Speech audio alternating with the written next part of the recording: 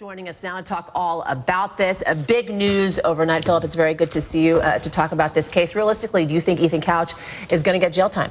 Absolutely, Yasmin. There's no question in my mind that he's going to get some jail time. And in fact, if the prosecutor has their way, he's going to go to grown-up court now for his probation violation and could theoretically get the entire balance of his original 10-year sentence and perhaps more if there's other charges that could be added onto this. The question that would raise, Yasmin, is if he's convicted for new charges, would that run concurrently or parallel with his current sentence, or would it be tacked on to the end to make it a consecutive sentence to give him something much longer than 10 years? So explain to us, what are some other new charges that Couch could be facing?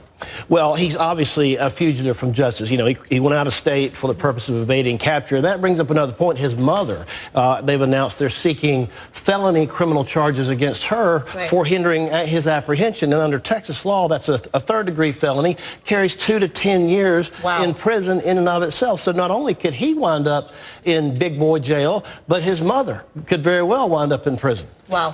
What if the defense was, we were on vacation? That's really not going to fly.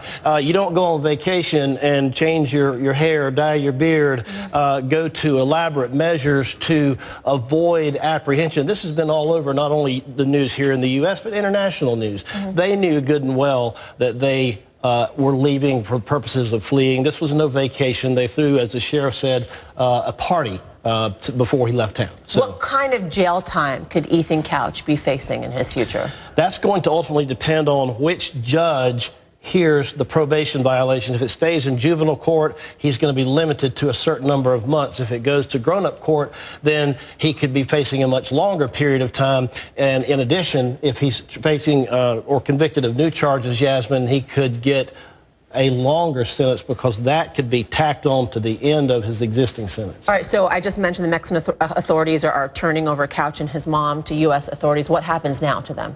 Well, he's going to come to a youth detention facility. His mother's going to come to a regular jail. They both will await further proceedings, and it's going to depend on what the judges who are involved, because they're going to have two different sets of court systems initially, because until he gets transferred, he's in the juvenile system. She goes straight into the adult system. So the decisions about where they will be sort of long-term, and their future does not look very bright to me, at least not in the near future, that's going to depend on the judges who are assigned to their cases. Could the judge give them bond?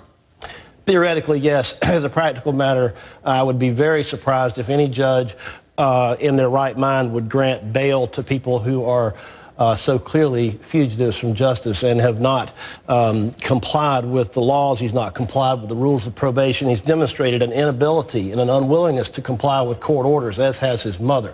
So I can't imagine that they would consider granting either one of them a bond, because they're a flight risk. Right, exactly. Logically, you see what they've done so far, and it seems as if they are a flight risk. Absolutely, in my opinion. Yeah. Philip Holloway, thank you so much. We Glad to be appreciate here. it. Thank you. All right.